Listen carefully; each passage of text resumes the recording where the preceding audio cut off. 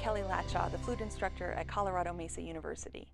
As you prepare the excerpts for your all-state audition, I've got a few tips to share that I hope might help you out.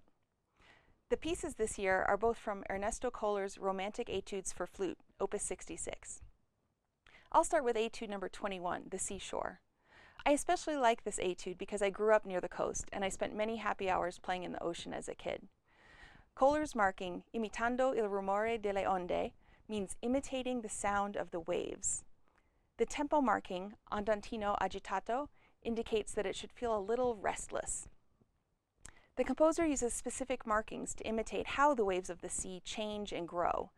If you take a look at the first four measures, you can see how he uses the placement of slurs and accents to make certain notes stand out, which makes the feeling of the meter a little off-kilter and ambiguous, just like the movement of the ocean would be.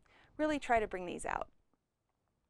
One of the biggest challenges of this piece is deciding where to breathe. I think it's important not to break up the slurs. I like to breathe on the bar line between measures 2 and 3 and between measures 4 and 5.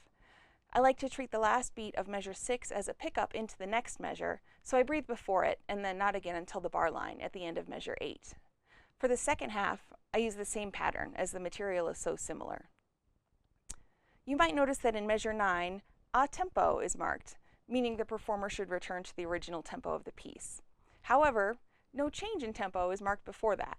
So this implies that we have the freedom to add our own rubato here, which I like to start in measure 8. The a tempo is marked right where the opening theme returns, so I like to slow down gradually to set up and point out this return.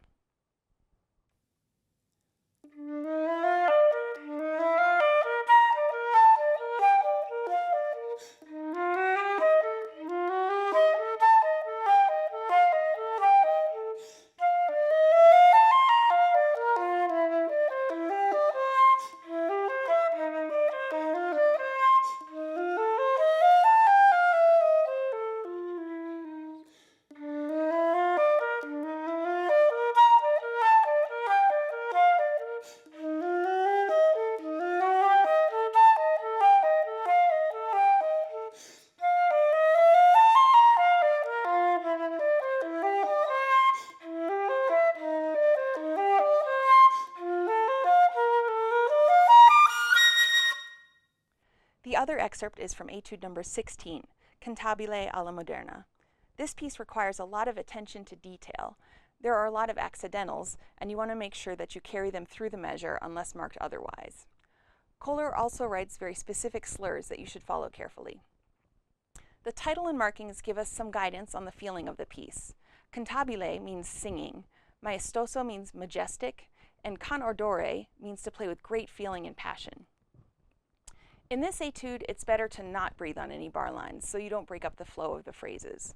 Look for rests where you can take a breath, or long notes you can breathe after, such as quarter notes on the downbeats in measures 9 through 14.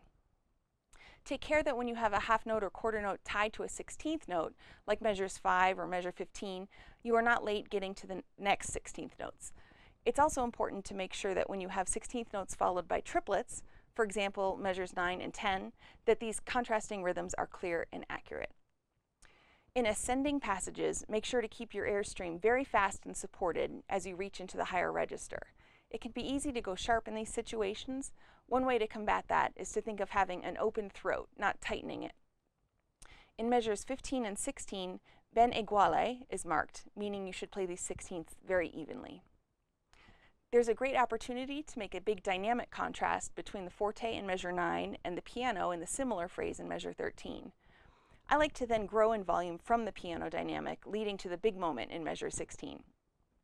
I also like to add a slight rallentando leading into the fermata in measure 17 to indicate the ending of the passage.